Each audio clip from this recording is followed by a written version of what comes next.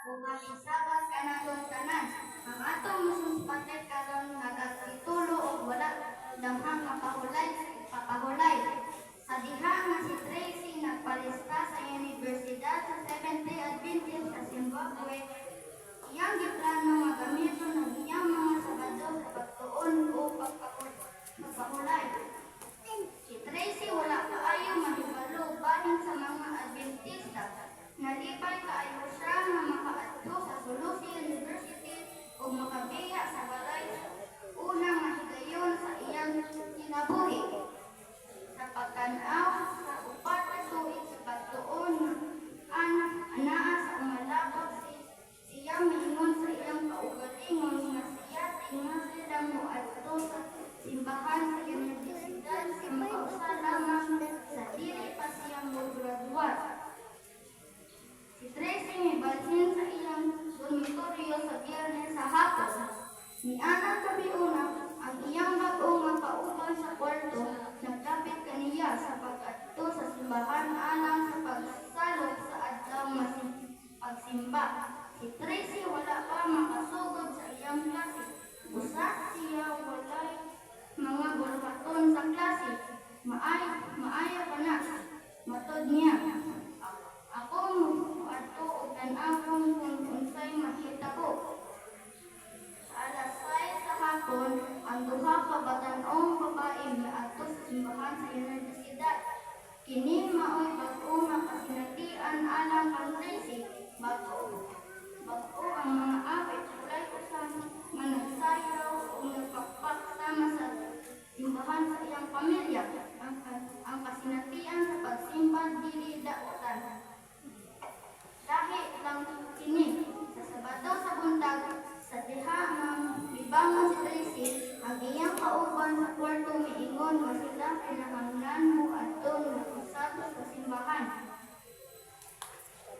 Ang duha naglakaw nga magkauban paingon sa simbahan sa universidad. Nalipat si Tracy sa musika o sa wali. Ang tanan daw maluluton o malipayon. Wala siya mobati nga bag-o o pili angay. Ibati na niya nga bahin na siya sa grupo. Nianang kabiuna ang iyang kauban sa kwarto miingon nga sila kinahanglan na adto pag-usab sa simbahan. Niining magtigayon alang sa lang pagsimba sa pagsalok sa adlaw. Si Tracy milakaw uban ang pahiyom nga nahinumdum na siya nagplano sa pag-adto sa simbahan. Nakausa lamang tingali sa iyang upat ka tuig sa Sulusi University. Aron siya moadto na sa ikatulong higayon sa duha ka adlaw. Ang mga klase nagsugod sa misunod nga semana ug si Tracy misulod sa iyang pagtuon sa accounting. Siya nakabaton og bag-ong nga mga higala. Nalipay siya sa pagkaon nga gidalit sa dakong kan-anan nga gipalagdan sa tabang sa 2015 nga halad sa ika-13 nga Sabado. Sa diha nga miabot ang sunod nga Biyernes sa gabi siya mibalik sa simbahan. Inay sa paghimo og buluhaton o sa pagpapayahay diha sa iyang kwarto sa dormitoryo. Sa paglabay sa mga semana, si Tracy nagbag-o sa iyang mga una bahin sa iyang mga plano sa Sabado. Siya naguna-una nga siya kinahanglan magtuon o magpakulay sa iyang lawak sa Sabado. Apan wala siya magkinahanglan o pinasahing nga panahon sa pagpakulay sa Sabado tungod kay tanan nagpakulay. Nausab siya sa pag-adto sa simbahan, mahitungod sa iyang buluhaton sa klase. Wala gayud siya mabalaka bahin sa iyang mga grado. Ang mga klase sa universidad nagikan sa Lunes ngadto sa Huwebes. Busa siya adunay daghang panahon sa pagbuhat sa iyang buluhaton sa klase sa Biyernes ug Domingo nga dili kinahanglan maganin og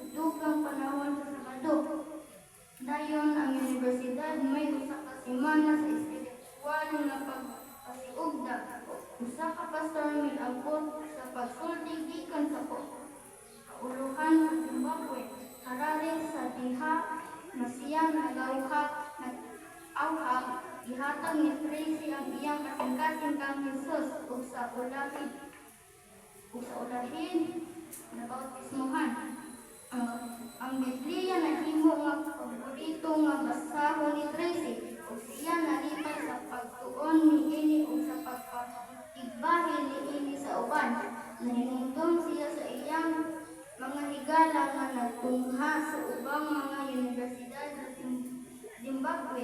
Sa wala pamuabot sa solusi, siya nangayo kanila og tambag bahin sa pagtuon sa usa ka universidad. Giingnan nila siya nga kinahanglan magtuon o mapawalay sila sa Sabado o Domingo. Maong matalagsara sila nga mosimba. Ingong resulta, si Tracy miabot sa solusi nga naguna-una nga siya kinahanglang magtuon o mapahulay sa Sabado o Domingo ug dili makabaton og panahon alang sa simbahan. Apan karon siya nakaamgo nga ang simbahan maoy hinungdanong bahin sa iyang kasinatian sa universidad. Si Tracy misugod pagsulti sa iyang mga higala bahin sa iyang kasinatian. Kinahanglan nga moadto ka sa simbahan. Tod niya, ang Dios nagatiman sa imong mga pagtuon ug magsiguro nga ikaw adunay ikog mapahulay. Nakurat ang iyang mga higala ug nagsaad nga maningkamot nga simba kanunay. Si Tracy karon nagplano sa pagdapit kanila sa pagduaw sa simbahan sa Adventista. Kabahin sa 2015 nga halad sa ika-13 nga Sabado, mitabang sa pagpalakad sa kan-anan sa Solusi University nga nagtugod niini sa mas maayong nga pag-alagad sa mga estudyante sama ni Tracy.